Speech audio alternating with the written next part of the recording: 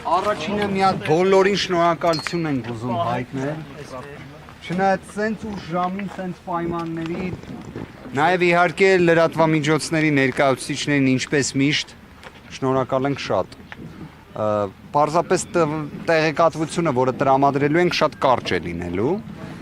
Դատական նիստը հետաձգվեց այսօր ժամը 15:00-ին կշարունակվի։ Մենք այլևս հոկտեմբերի 15-ին ենք հասել։ Նիստը սկսվեց երևի թե 20 րոպե ուշացմամբ 16:15 սկսվել է։ Չնայած մենք ունենք մի քննչական խումբ, որը բաղկացած է 53 քննիչներից, բայց չհասցրեցին ժամը 16:00-ին ներկայանալ, թեև մենք բոլորս ներկայացել ենք։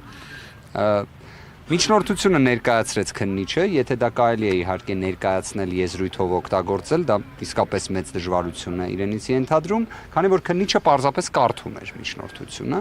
մի միջնորդություն, որը ոչ մի առնչություն չունի Սամվել Կարապետյանի հետ։ Այդ իմաստով կարծում եմ գործընկերներս էլ համաձայն կլինեն, մեր աշխատանքը կրկնակի բարդանում է։ Երբ դու գործ ունես իրավաբանության հետ, դա մեկ այլ պատմություն է։ Երբ գործ ունես մի, չգիտեմ, օրինակ կարող են կարդալ Մխիթար Գոշի դատաստանագիրքը, որը շատ ավելի օգտակար կլիներ, կարծում եմ ընդհանրապես նաև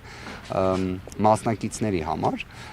բայց դրա փոխարեն ընթերցում էին մի երկար անհետաքրքիր փաստաթուղթ, որը իրավաբանության հետ կոնկրետ Սամվել Կարապետյանի գործով ընդգծենք, որևէ առնչություն չունի։ Դա տևեց շուրջ երևի թե 140 րոպե, կլորացնելով ասենք։ 2 ժամ 5 րոպե։ Լավ։ Պարոն Հակոբյանի ճշգրտության աստիճանը չափազանց բարձր է, այսինքն 125 րոպե ընդգծենք, այդքան ընթերցել են պարզապես միջնորդությունը։ Որից հետո մենք ունեցանք կարճ ընդմիջում, մի քիչ այն ավելի երկարեց, որից հետո մենք հարցերով հանդես եկանք, մեր հարցերը բավականին հստակ էին, տեղին էին, պատասխանները առնչություն չունեին հարցերի հետ։ Սա է այն մոտեցումը, մարտավարությունը, որը որդեգրվել է այս ողջ ժամանակահատվածում։ Ուղղակի պարզվեց, որ 52 թե 52 քննիչներից բաղկացած քննչական խումբը այս շուրջ 60 օրվա ընթացքում առնվազն իրենց դիրքորոշումները այդպիսին դեռ որոշ գործողություններ չեն հասցրել անել։ Դուք կարող եք հարցնել, իսկ ինչ գործողությունների մասին է խոսքը, բացարձակ պատկերացում չունենք, որտեղ դրանք կրկին Սամվել Կարապետյանին չեն վերաբերում։ Ինչևէ, բոլոր հարցադրումները հնչեցրեցինք,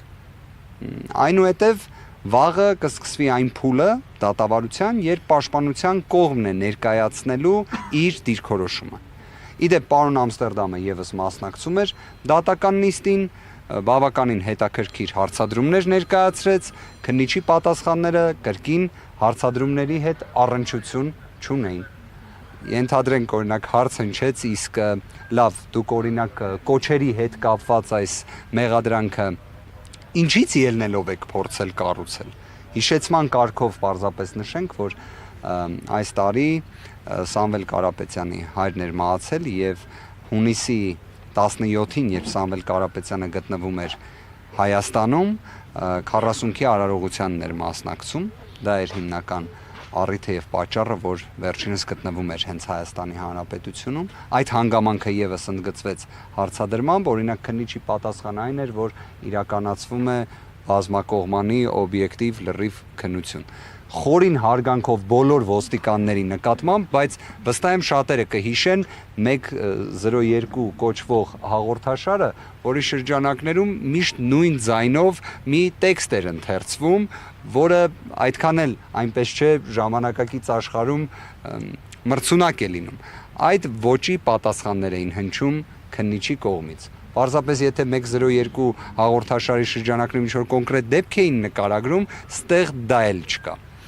Ինչևէ, ինձ գործընկերները տեղեկացրեցին, որ կարծես պարոն Ամստերդամի ասուլիսի ընթացքում հնչեցված որոշ շեշտադրումների հետ կապված որոշ մեկնաբանություններ են տեղի ունեցել, կարծում եմ աշխարհառչակ ճանաչում ունեցող փաստաբանի կողմից իր գործունեության իրականացումը մեկնաբանել որպես գրող,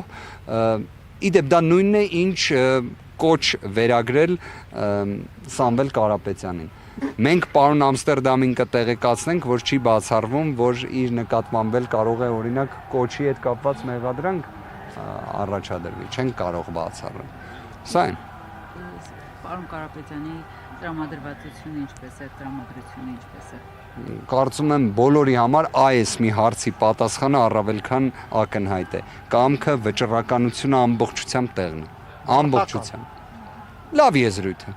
Մի քիչ իհարկե հիմա կասեն, մարտական, բա կոչը եւ այլ, դե ամեն դեպքում աբսուրդի իրականության մեջ ենք, մարտական է, վճռական է տեղն է։ Հիմա մարտնչում ենք քրեական վարույթ իրականացնող մարմնի դեմ։ Ինչ որ իմաստով այո, իդեպ մենք բոլորս պաշտպաններից առաջինը պարոն Հակոբյանն էր դա արել, մենք կոչով հանդես ենք գալիս,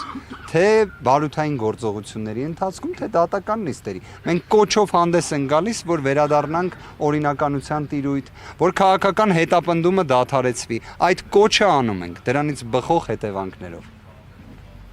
Այսքանը, Ժորժ ջան։ Ձեզ ենք շնորհակալ։